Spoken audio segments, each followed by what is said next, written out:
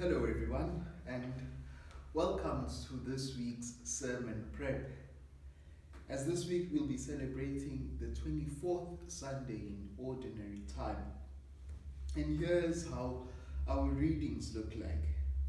Our first reading is from chapter 50 of the book of the prophet Isaiah. It is what is called the Song of the Suffering Servant. And you can tell that by the way that it is written. For example, I gave my back to those who struck me, and my cheek to those who pulled my beard. I hid not my face from shaming and from spitting. Now anyone who reads that already can tell that this is a prefigurement of the Messiah. This is prophesying, the prophet Isaiah here is prophesying of things that would come later, of would happen later to the Messiah. In texts like these, normally we hear them around the time of Lent, when we're in the process of preparing ourselves for the great glories and festivities that will come at Easter. But during that time of Lent, during that time of fasting and praying and almsgiving, during the time where Jesus himself prepares for the great solemnity of Easter, and we celebrate the Stations of the Cross, where we have rather a somber mood, a solemn mood as a church. That's normally when we get texts like this. But somehow in the middle of Ordinary Time, we get this text from the prophet Isaiah, prophesying of the kind of Messiah that Christ is meant to be, prefiguring the person that Jesus Christ would be. A lot of people, especially the Hebrew people, had an idea of what sort of a Messiah should be like, what sort of person the anointed one of God would be, a liberator, a man of power, a man who would cast down their foes and take back the kingdom, as it were, to sort of liberate them. They were not thinking about a man who gives his back to be struck, or a man who's allowed to be pulled by the beard. But that is what already God is planting in the minds of men, that the Messiah who is to come is going to be a different Messiah. He's not going to be the king that you have in mind, but he's going to transform the world in a different way, in a most powerful way. He's going to use love. That's the force that he's going to use to overcome the world. Yes, it might look a bit unfair on him. He might even, in the eyes of others, look as if he's a failure. He's a man who came to waste time, because he chooses a different approach. He chooses the road of love, the road of reconciliation, the road of bringing together, as opposed to force and division and the killing. So that is our first reading. And then maybe let's jump to the gospel first. Our gospel is taken from chapter 8 of Mark's gospel. Now, this gospel episode is what I'd like to look at as a turning point in the whole gospel of Mark. Christ's identity had been sort of shadowed, if you like. It had been sort of hidden as he went on preaching and teaching amongst the people that were there. But now it's a turning point. Not just a turning point in the fact that he plainly asks his disciples, who do people say that I am? And then each one of them uses the prominent men who had lived, great figures who had existed. Some they say that you're Elijah. Some say you are one of the great prophets that has risen from the dead. And he makes it a bit more direct. He makes it a bit more personal. But you, say I am? And then Peter, speaking on behalf of all the disciples, he says, you are the Christ, the Son of the living God. And this acclamation of Peter shows to an extent that he understands who Jesus Christ is and what his mission is about.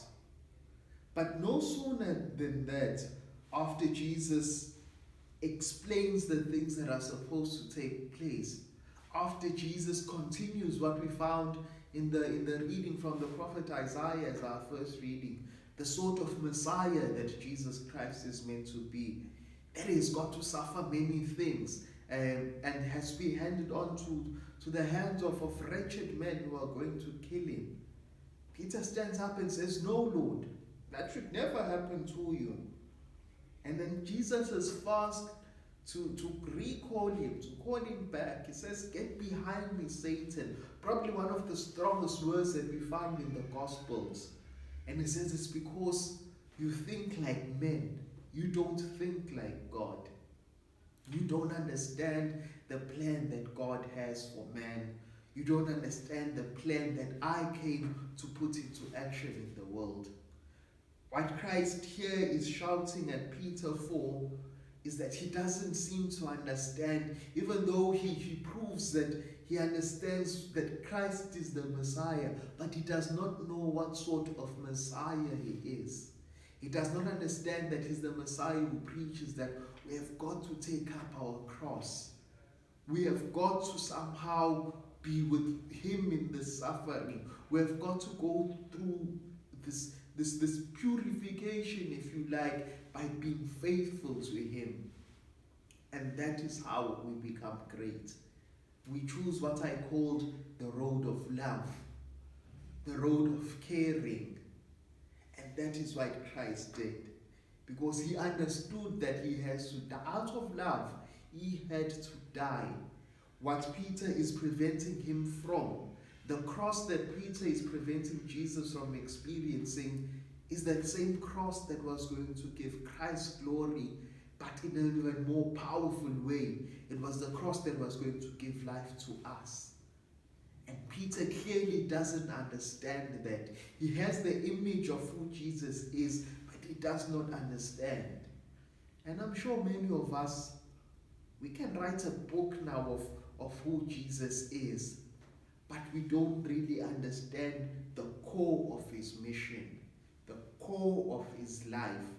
We don't understand the reality of being Christians and what it means. And that is why Christ says to Peter that you get behind me. You don't stop me in my way of going to the cross. Maybe we shouldn't fear the cross as well.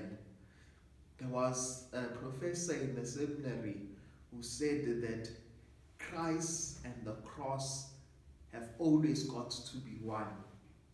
Because some of us want to follow a crossless Christ, a Christ who's a happy, clappy sort of person where there are no tribulations. But some of us are on the other extreme end, where we follow the Christless cross, where there's only suffering in our lives, where Christianity is looked as this thing of misery without any sort of joy. But we follow the cross that carries Christ, or rather Christ who carries the cross, because those two should be one. And that is what Jesus is calling Peter to understand. That's what Jesus is calling us to understand in our gospel reading. And in our second reading, we still continue reading from the letter of St. James.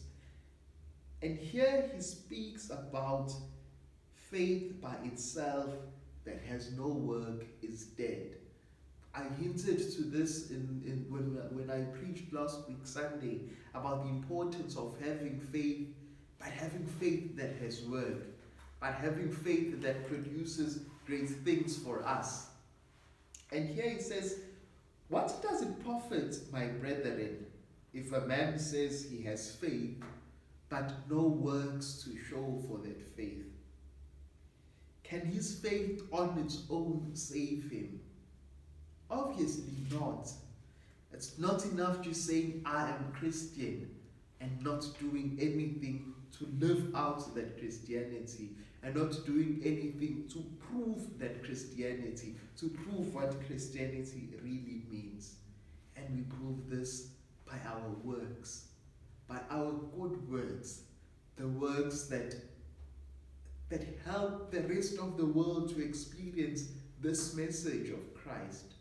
The works of love that Christ sort of in our gospel reading emphasizes that he has to go through. Even though he's blocked by Peter, he says, I need to do it because that is what God has in his mind. That is the greatest gift of all that we can be given, the gift of love. And if our faith, says St. James, if our faith has no works, if our faith does not bring out that love, and that love is not shown to our brothers and sisters, and that love is not shown to God, if our faith does not benefit anyone else, it's dead weight, it's dead faith. Hence we've got to have this faith that works for us, but also that works for our brothers and sisters who are out there. Ultimately, we've got a faith that has to work for the kingdom of God. So that is what we are going to be looking at in this coming weekend as we celebrate the 24th Sunday in Ordinary Time. And I hope you will join us, whether you join us in person or you join us online as we go deeper into these mysteries of Christ. Thank you so much for tuning in. Keep well, keep safe, and stay blessed. Bye-bye.